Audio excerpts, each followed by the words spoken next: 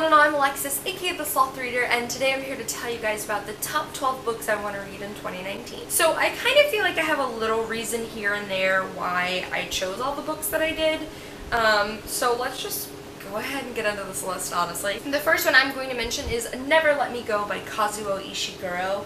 This book is probably the literary fiction book that has been on my TBR, like, not my physical TBR, but like, it's been on my radar the longest. I first heard about this book years ago. I'm talking like when I was like, I don't know, 12 or something like that, and I've always wanted to read it since then, and I just never naturally gravitated towards picking it up, so I set it as one of the books I wanted to read in 2019 because I am going to read this book this year. The next one on my list is actually one of two classics on my list, this one being the more modern classic, and that is Anne of Green Gables by Ellen Montgomery.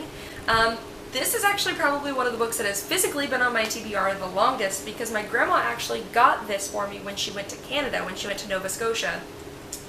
And to give you an idea, that was like 10-15 years ago, and I still have this and haven't read it. And I just know that people really adore Anne of Green Gables as a story about a young girl.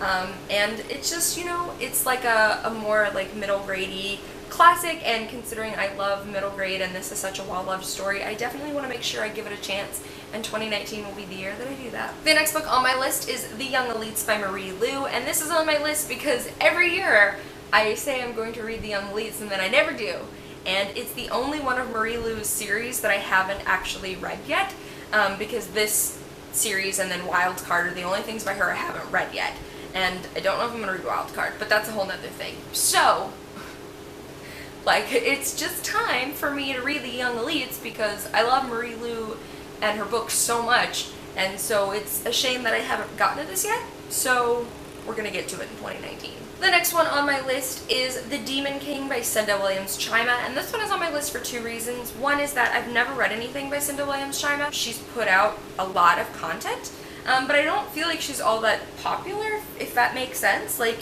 she's written a lot for the YA fantasy genre, and so I really would like to give her a chance, and my friend also really loves this series, and so she's always talked to me about it, and I've never really, like, read it or given it a chance, and so I want to make sure 2019 is the year I do that. The next one on my list is Hate List by Jennifer Brown, and this is on my list, A, because I've had it for a very, very long time, and B, because this is actually a novel that deals with a school shooting, and I am just very intrigued to see how YA media handles such a heavy topic, especially given that this is set in America, I live in America, and it is an absolute shame and travesty that we live in a country that this is something that occurs so often.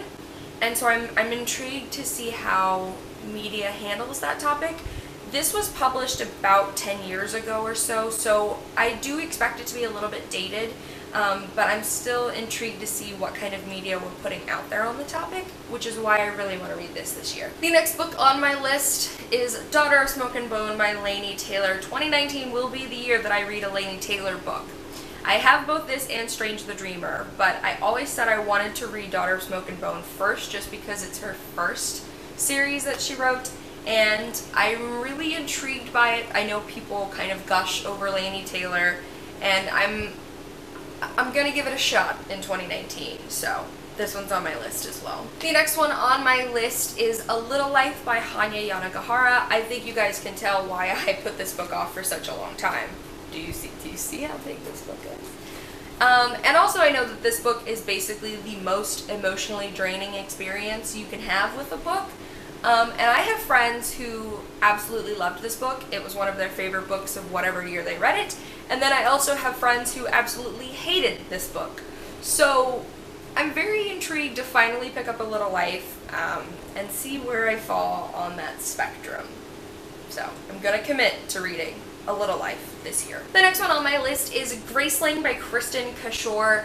So I actually kind of did a little thing at the end of 2018 where I tasked myself to read a couple books I pulled out of my TBR jar, and Graceling was the only one on that list I didn't get to in 2018, and pulling that out of my TBR jar actually made me realize how much I really do want to read Graceling, especially because it's an older YA fantasy series. It's very well loved, and I want to make sure that this is one that I definitely read in 2019 because I didn't get to it in 2018.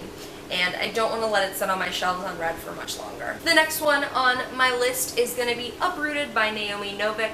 This one has been on my TBR for a very long time. I think this was one of the first books I purchased when I got into the online book community, and I still haven't read it yet. And I kind of just don't want it to sit on my shelves unread any longer, honestly. I kind of just want to read it and decide how I feel about it, especially now that Naomi Novik has published Spinning Silver. So that way, if I really love this, I'll have like another similar story that I can pick up. So kind of just, you know, honestly, there's no reason to let this sit on my shelves any longer, so 2019 will be the year that I read Uprooted. The next one on my list is the other classic I've chosen for 2019, and that is Emma by Jane Austen.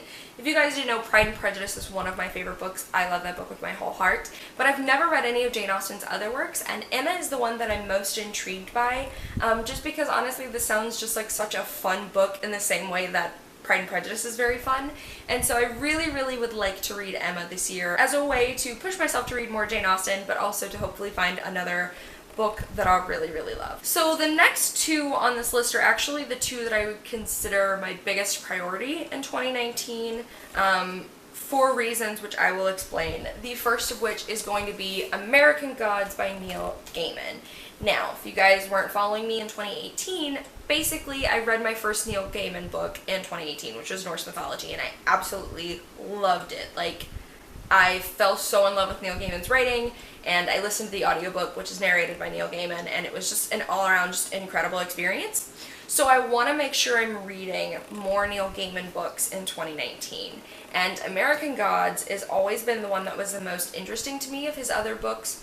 I definitely still want to make sure I'm reading more than American Gods by him in 2019, but I want to make sure I at least read American Gods. And I'm very excited about this. This is just so up my alley of a book, and I'm hopefully going to read the audiobook because I believe he also narrates the audiobook for that as well. And this was also a Christmas present for my parents like 2 years ago, so it finally just needs to get read on my shelves. The final book that I'm planning to read in 2019 is Carry On by Rainbow Rowell. So I actually intended to read this as soon as I finished Fangirl, every year I finished Fangirl. I don't remember if that was 2015, 2016, but I intended to read this as soon as that was completed, and I didn't. And if you guys don't know, I love Fangirl with my whole heart. Fangirl connects to a very special experience that I have my freshman year in college, and so I'm very sentimental about that book, and personally I loved the Snow and Baz bits in that book, and so it kind of doesn't make sense that I never picked up Carry On, because I genuinely think I'll really enjoy it. And the reason that 2019 is going to be a priority with this book is because the long anticipated sequel, Wayward Son, I believe is coming out either late 2019 or early 2020. So I have a limited window of time to read this before the sequel is going to come out. So I want to make sure that I'm getting this one read in 2019 before Wayward Son comes out. But I genuinely think that I will love this because this kind of is something I already have a little bit of experience with via Fangirl, and I loved it there, and I'm pretty confident I'll love it here as well. Alrighty guys, so those are the top 12 books I'm wanting to read in 2019. This is the year apparently I chose to read really thick books because quite a few of these I think are like over the like 400, 450 mark, because I don't know, I'm apparently just really want to tackle all these big tomes off of my shelf, but I'm really excited to read everything on this list. I'm pretty confident that I'll be able to work all of these into a TBR at some point in the year and hopefully get them all read, or at least attempted. As long as I attempt them, that's a completion for me. So I'd love to know what books you guys are tasking yourselves to read in 2019. If you like what I do, I try to upload 2 videos every week, usually this week being different, but usually I try for 2 videos every week. Doesn't always happen, but I try. And I'll see you guys soon with another video. Bye!